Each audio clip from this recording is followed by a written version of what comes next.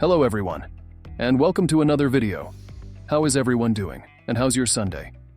I assume I'll be posting this video on Sunday, so without further ado, we're back in the new split season. We ended up last season in Emerald Elo, Low Emerald. I wanted to push a little bit further, but we got demoted so many times from Diamond that Emerald felt like home by now. Hence, now we're starting again, but this time from Low Emerald, same place we were last season. This is a nice touch from Riot. Now, let's talk about the matter at hand, the new patch. Patch 14.19 brought huge changes to League of Legends in terms of optimization. Riot nerfed every item by around 5 to 15% in mobility stats and damage, which means everyone is nerfed. And yes, we're also feeling the effects, but in my opinion, this is a good change for the game because it's been hard to keep up with the newer champions released every year. Too much mobility, invisibility, and excessive crowd control with loads of unjustified damage. Many older champions still haven't been given a proper rework since their creation, so we shouldn't be complaining too much about our own situation on Volibear. I did some research and compared stats between builds and patches, and I found the most optimal build to enjoy the game is between Gauntlet and Stridebreaker. After all, when we talk about enjoyment in League, we have to start with building the right items. Riot tried to balance things out by reducing damage while slightly improving specific champions. For example, Volibear had his Frostfire Gauntlet tweaked. Its slow effect was set to 25%, which is quite significant. They also adjusted its price and removed some ability haste. It seems Riot wants to push the game back to an earlier state. You guys remember the season, right? I don't recall the exact number. We're at 14 now, so excuse me if I don't get it right. But back then, tanks were supremely broken, and no one could die. The game felt like a stalemate, and carries were constantly complaining. I think that was about 3 years ago. So yeah, we're heading back to that situation. And of course, we're seeing that some broken champions still can't be properly nerfed. Champions like Irelia, Camille, and Riven. Riot's focus seems to be on attracting new players, in my opinion. They want to create a welcoming environment, but once you start climbing, you realize you're playing against people dealing with mental illnesses and societal issues, dumping all their frustrations into a single gaming session. In this game, we went for the usual. I decided to keep it simple, and went for the Stridebreaker into Dead Man's Plate and Force of Nature build. If you're wondering why, this build never fails. You'll enjoy the game with just Stridebreaker, and the rest is about chasing people down. So yeah, the idea is to play smart in the early game, get a lot of gold, build offensive items, and avoid unnecessary fights in the mid-game until you hit your power spike. Once we reach that point, we're unstoppable. In this game, I ganked a lot of lanes, especially bot lane. Usually, I would camp Gangplank, but the avoid the 2 versus 2 top side against Bel'veth, the more people you have, the better. If it's a good Gangplank, even if you camp him, he'll find a way back into the game. But with Bel'veth, once she's shut down, she stays shut down until late game. For bot lane, it was a solid start. Mid lane, however, was Lucian. Honestly, if you pick Lucian mid and don't win by yourself, you shouldn't talk. Just farm, work on your last hitting, and that's it. Lucian mid is meant to counter the mage's counter, but picking him against Ahri, like, what's the point? She's got 4 flashes and you've got 1 dash. What are you trying to do? I didn't trust his pick, so I didn't play around him at all. On the other hand, we had Bard in bot lane, which is usually reliable, but Bard players tend to roam a lot. That can be helpful for a jungler, someone to help ward, clear bushes, and catch people off guard. And Bard can create portals. Hopefully, good Bard players create good portals. Otherwise, you'll just end up embarrassing yourself in front of everyone. As you can see, we shouldn't forget that Riot introduced something really innovative, the sorry emote. It's simple. If you make a mistake, you should seek forgiveness from your team. Usually, if someone accepts your apology, the game tends to go more smoothly. But how can someone say sorry when they don't even know they made a mistake? For example, you should be aware that the objective isn't always to kill the enemy, especially when you're on the weak side. The goal should just be to get the objective and run away. Gangplank, with his grasp of the Undying, was winning our Garen for some unknown reason.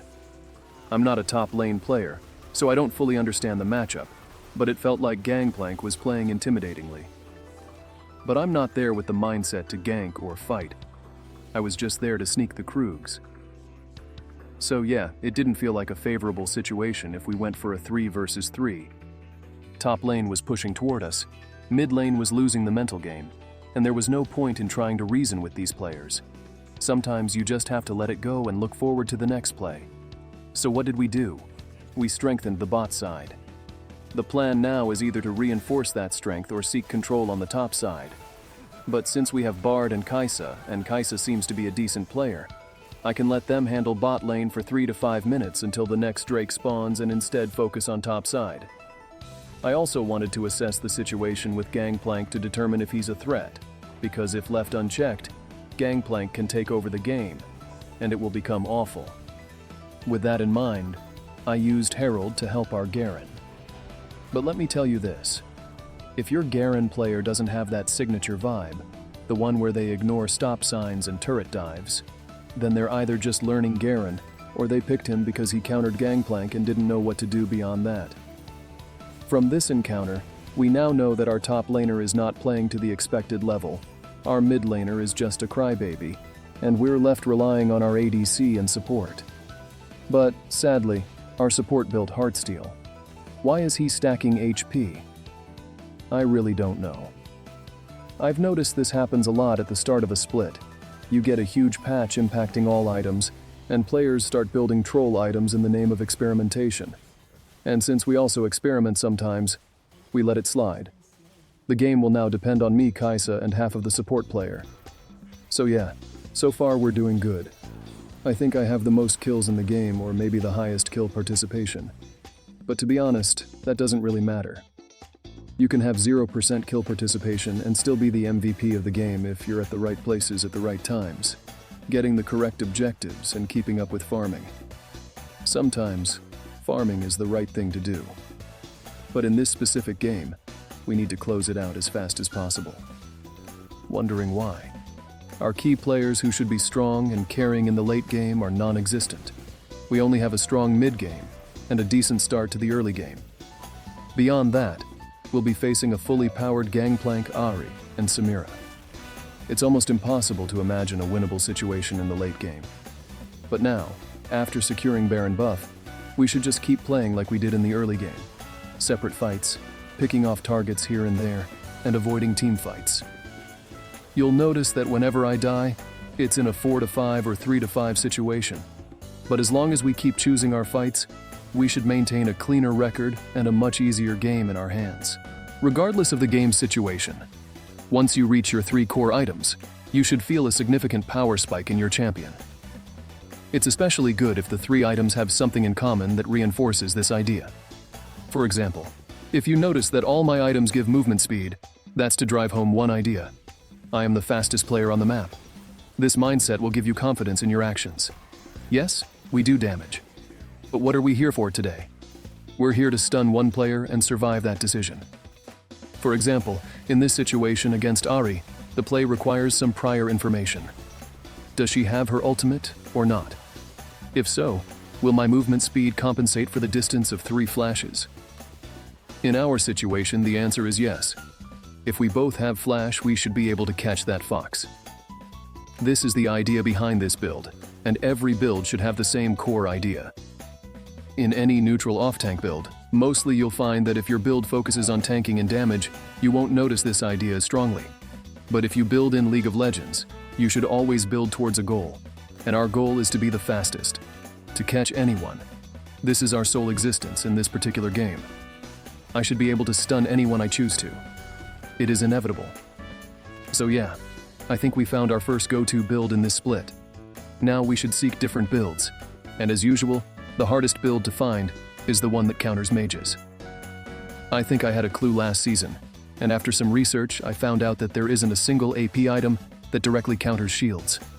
And I think the idea of the undying Volibear with unlimited shields should be the answer, possibly with Aftershock. But I guess that's it for this video. The enemy team will surrender against our overwhelming chasing power. This game was enjoyable with a little rage from our mid laner. We play this game for the pain, suffering, and enjoyment. If you're new to this channel, do the usual. Hit that subscribe button. Don't forget the notification bell. Thank you all for watching. Make sure to share your experience, drop a like, and until the next video, take care everyone, and peace.